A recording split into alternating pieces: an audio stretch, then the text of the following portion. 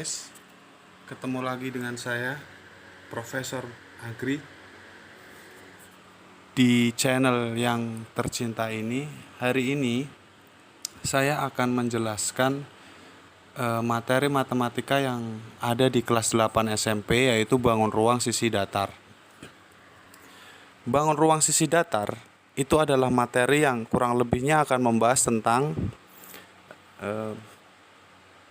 gambar atau bentuk bangun geometri yang mempunyai ruang, ya. Jadi kalau diartikan satu-satu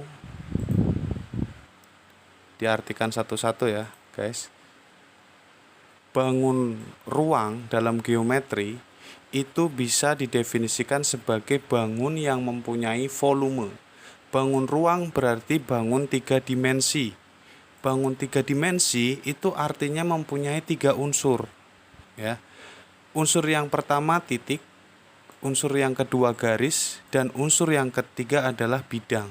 Jadi bangun ruang adalah bangun 3 dimensi yang memiliki volume yang dibatasi oleh bidang-bidang sisi. Ini kalimatnya kurang efektif nih. Harusnya yang ini dicoret. Jadi bangun ruang adalah bangun 3 dimensi yang di mana memiliki volume yang dibatasi oleh bidang-bidang sisi, ya. Kurang lebihnya seperti itu. Itu definisi dari bangun ruang. Terus sisi datar, maksudnya apa di sini sisi datar? Sisi datar di sini maksudnya adalah bangun ruang tapi sisi-sisi pembatasnya itu berbentuk datar. Jadi langsung aja kita ke gambar ya guys. Nah, di sini guys, bangun ruang ini ada macam-macam bangun ruang, ya. Yang dimaksud bangun ruang sisi datar adalah bangun ruang yang dibatasi oleh sisi-sisi atau bidang-bidang datar. Jadi kalau boleh saya lingkari, contohnya yang ini, kubus ya. Kubus itu semua sisinya datar. Jadi disebut sebagai bangun datar.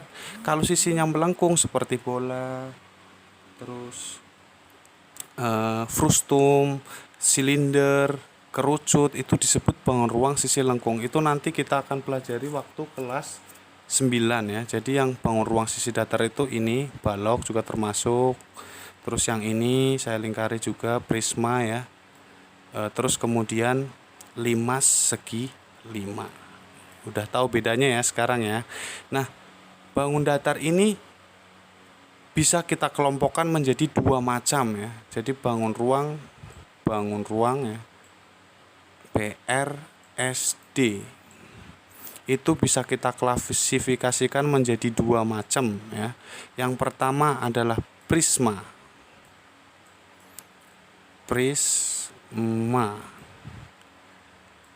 Ya, prisma. Yang kedua adalah limas guys ya. Bukan Dimas ya, Dimas Kanjeng. Kemudian kita lanjut ke slide berikutnya. Nah, yang dimaksud prisma itu adalah seperti ini. Prisma itu ya, kalau kita backslash ke belakang, bedanya prisma dengan limas adalah prisma itu punya bidang alas dan bidang tutup yang sama. Jadi bidang alas ini yang warnanya pink, bidang alas itu yang warnanya pink. Kalau bidang tutup yang di atas ya, tutup itu yang di atas, alas itu yang di bawah. Itu anak SD juga tahu. Nah, kalau prisma itu bidang alas dan bidang tutup bentuknya sama seperti ini.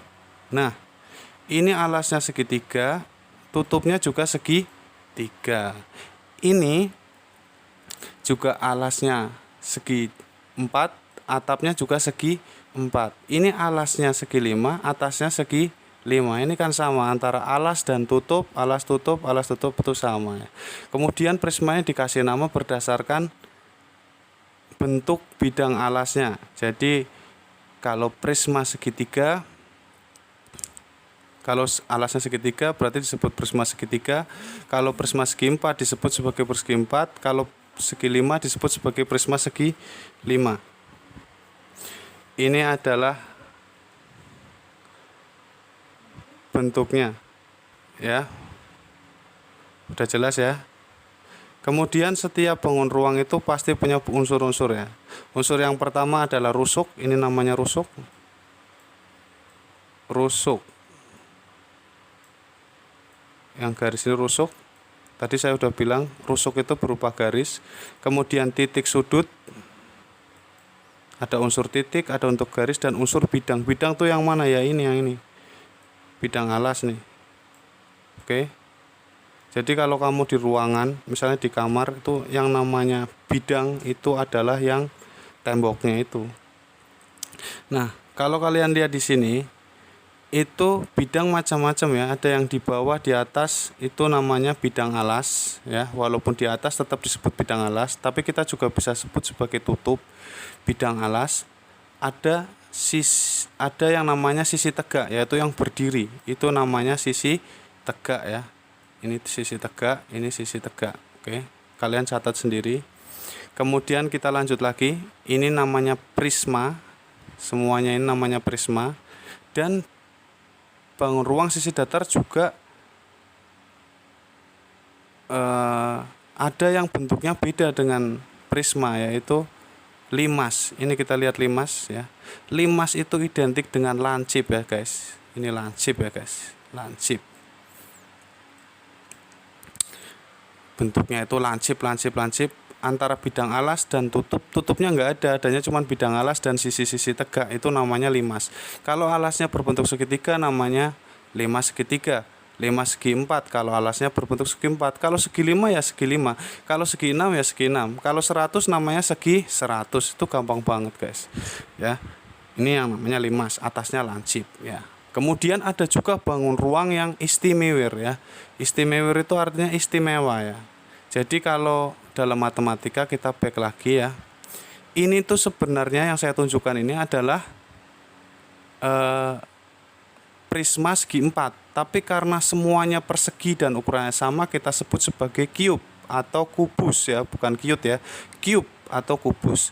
Kalau begini, yang seperti ini kita sebut sebagai balok. Kenapa disebut balok? Mirip balok ya. Ini sebenarnya prisma segi 4. Kamu tahu balok nggak? Balok itu adalah kayu ya. Balok kayu misalnya, itu bentuknya itu seperti balok. Itu disebut sebagai balok. Padahal ini hasilnya prisma segi 4 ya. Nah gitu aja dulu hari ini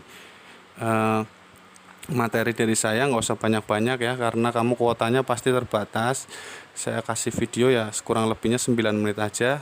Kemudian saya kasih tugas. Yang pertama kamu latihan gambar. Latihan gambar ya. GB ini gambar, latihan gambar. Tugasnya diingat-ingat, kamu kerjakan terus kamu kirim ke lewat saya ya. Terus yang kedua kamu cari tahu rumus luas permukaan limas dan prisma ya. Berbagai macam limas dan berbagai macam prisma, kemudian kamu tulis ya. Karena materi kita selanjutnya adalah luas permukaan limas dan prisma. Oke, sampai di situ aja video dari saya. Gak usah kebanyakan ya, karena kalau kebanyakan nanti muntah.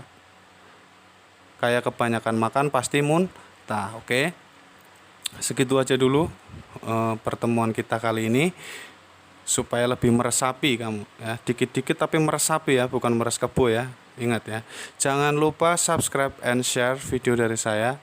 Semoga bermanfaat buat kalian. Assalamualaikum.